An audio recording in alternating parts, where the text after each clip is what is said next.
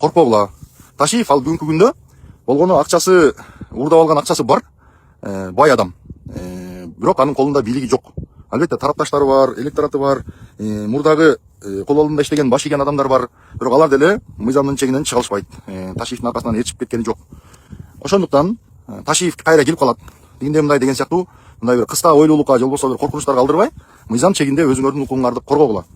Өзү мынчалык бир зулумдукка чыгып, мынчалык ооматын талкалап, то есть көтөрө албай, анан кийин мыйзамсыз иш аракеттерге барып өзүнүн элин кордогон адам эч качан кайра мурдагыдай калыбына кайтып келбейт. Биздин тарыхта да жок, тегерек четте да жок андай нерселер.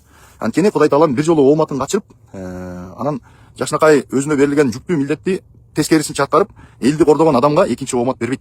Өзүңөр деле жакшылап изилдеп, иликтеп, салыштырып көрсөңөр. Ошондуктан, урматтуу достор, эч качан коркпой, укук коргоо органдарына барып, кайрылып, укуктарын коргогонго ар бир азамат, жарандар өздөрү аракет кылыш керек. А эгерде коркуп отура берсе, алар тымпыйып, акчаларын катып алып, билмексен болуп жүрө беришет. Ошон үчүн Таймураз, Шайырбек Ташиев камалып жатат. Таймураз, Жеңиш Токторбаев, Камчыбек Ташиев, Эду Питолор, Досманбетов, далай адамдарды какча төрттөр жалып атты.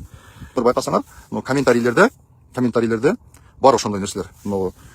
Жатат да, жакында Ташиев бийликке келет, президент болот, анан ошондо сенин сазайың берет, антет, минтет деген сыяктуу сөздөрдү айтып, жазып, комментарийлер жазып атышат.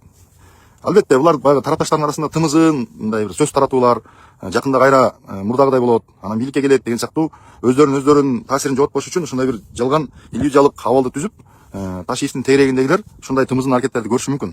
Буга биздин укук коргоо органдары мыйзамдык бааларды бериш керек. Алар деле колунан келишинче, мүмкүнчүлүгүнүн жетишинче азыр иштеп атат.